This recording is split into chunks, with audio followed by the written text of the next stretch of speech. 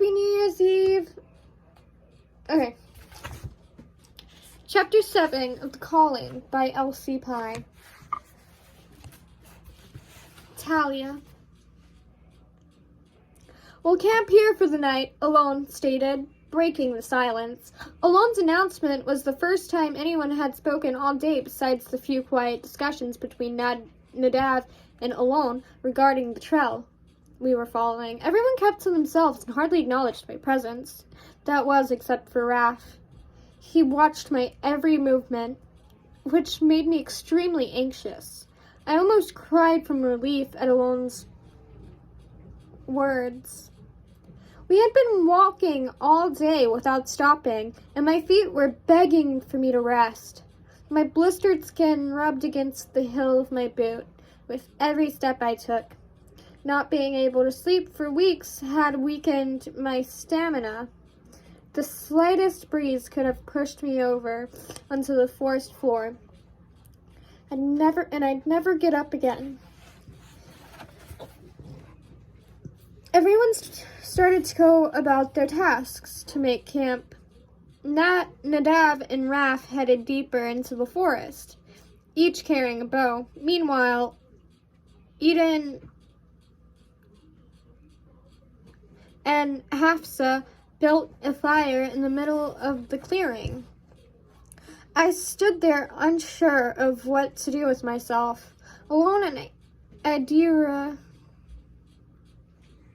stood by the side, taking in hushed tones. As a hunter, I should have joined Nadav and Raph, but they had already left. I felt alone and useless, with no idea of what needed to be done.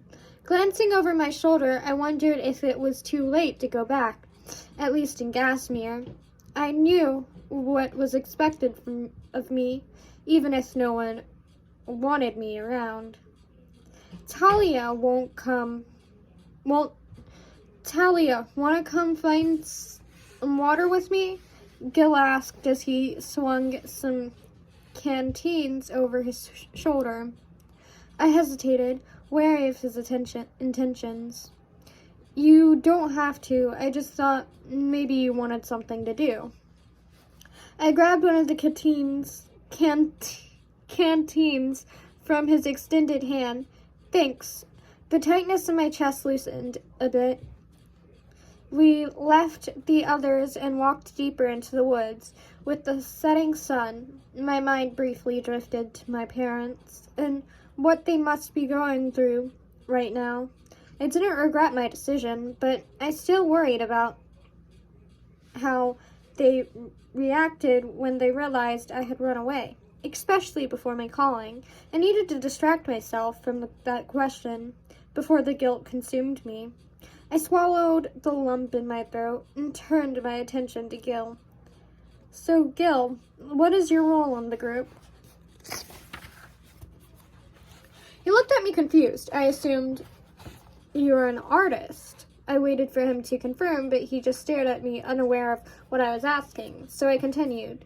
You said Eaton is the muscle, Nadav the tracker, and Adira the shadow. So what is your role?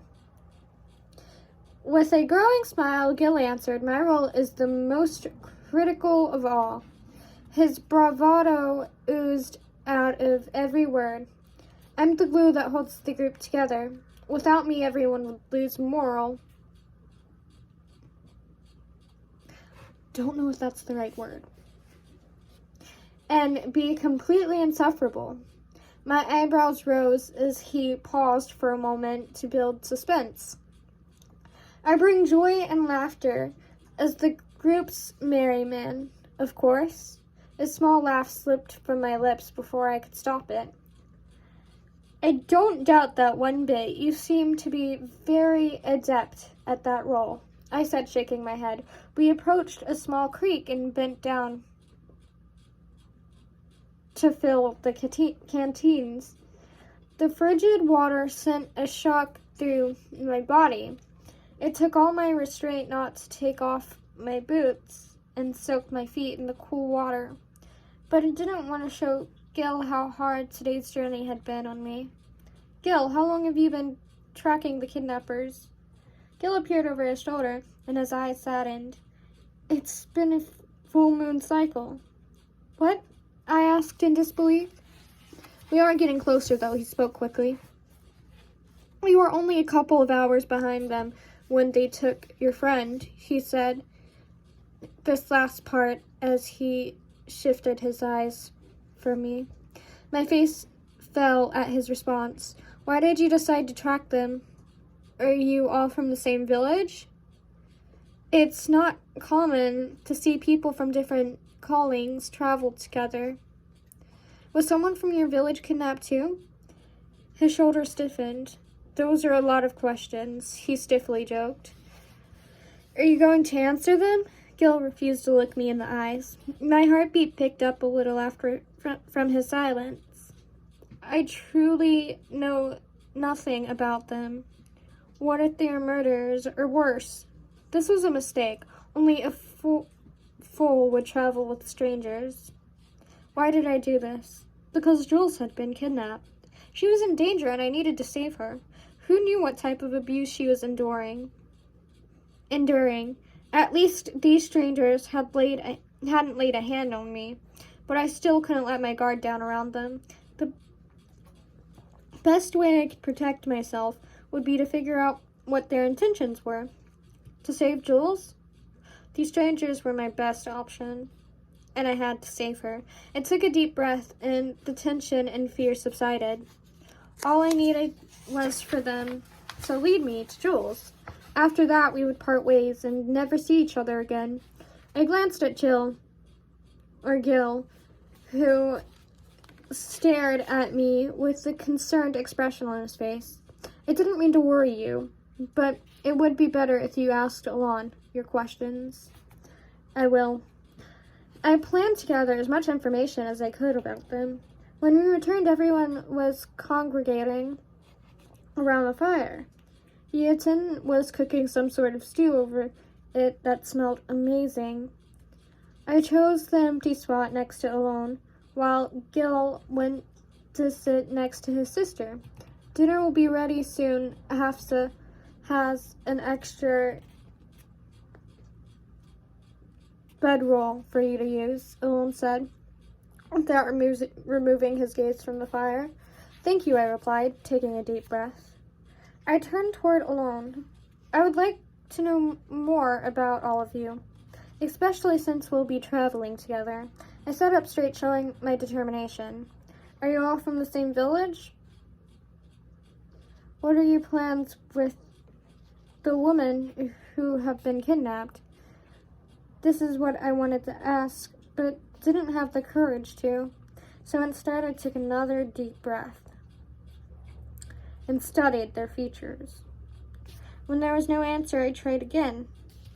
Why are you all hunting down these kidnappers instead of letting the king's guard handle them?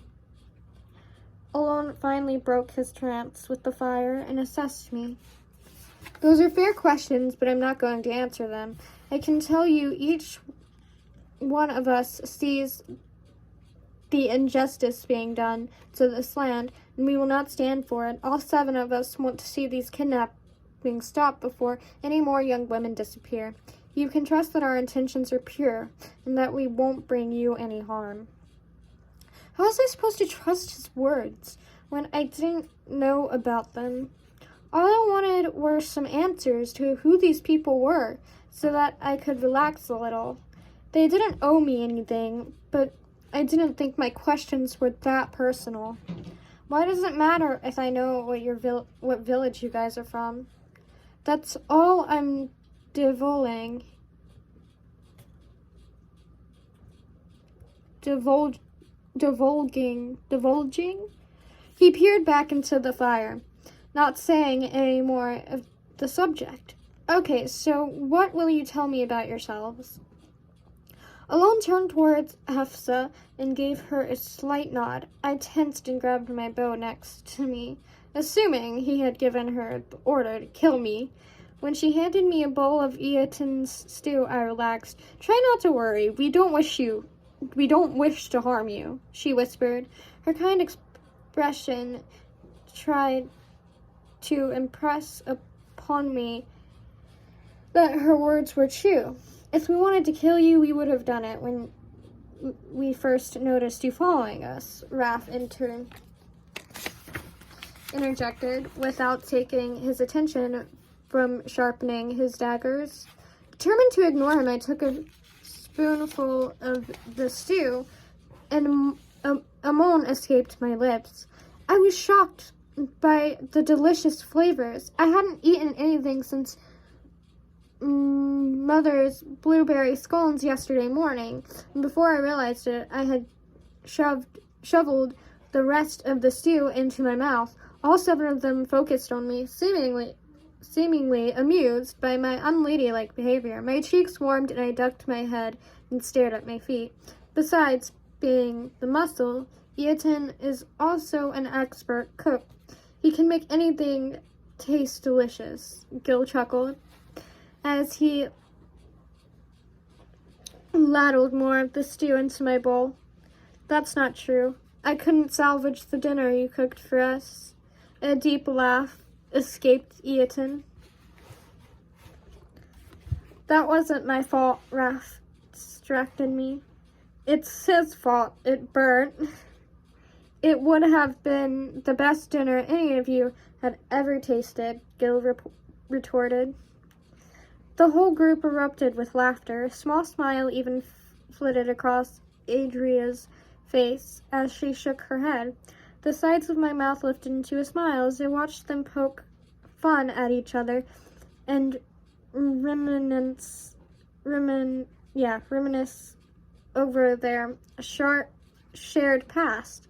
Their interactions with one another astonished me and grew my curiosity. They had a sense of belonging to one another that gave them this unseen assurance of who they were. I had never seen anything like it before. The whole meal I stayed quiet, not wanting them to stop talking in the hope that they might share clues as to who they were. They didn't let anything slip. Every time Gil got close to sharing something, Raph shut him up with an elbow to his ribs. Raph also continuously glared in my direction, making my full stomach feel unsettled. They didn't trust me, and that was fine because I didn't trust them. Nearby voices pulled me from my sleep. It was still late at night. I had been asleep for maybe an hour. I tried to listen, staying completely still, not wanting to alert whoever was talking that I had woken up. Alone, I don't understand. We've never taken in strays before, so why her? I would know that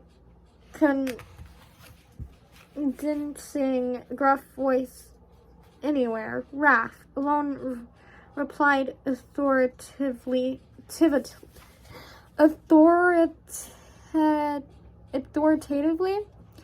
She isn't here because she agrees with our ways of life. She is here because of her friend. It is dangerous having her with us. What if she learns too much and puts everyone we love in danger? Raph's voice was strained. Raph, have faith. Our way of life has endured much persecution, but it has never been destroyed. Our people are safe. Don't let fear rule you. Alone. What are we doing chasing these kidnappers across Landor? Don't get me wrong, these kidnappers need to be stopped, but I would love to know what else is going on, Raph said. Do you trust me? A long pause followed Alone's question. I started to think Raph had walked away. Of course I do. I don't trust her. There is a bigger plan to all of this, and it seems Miss Caffrey is a part of it. You must have faith and trust that all will be revealed when the time is right. Get some rest. I'll take the next watch. After they stopped talking, I continued to lie there, gazing up at the night sky, ruminating on what I had heard. Why did Alone think I was part of some plan of theirs. Why did Wrath believe I was a danger to them and their way of life? What did that even mean? Besides, there were 7 of them and only 1 of me. How could I be a threat? Staring at the stars, I wondered how I would draw more information from them, especially since they didn't seem inclined to tell me outright. I needed more information if I hoped to figure any of this out.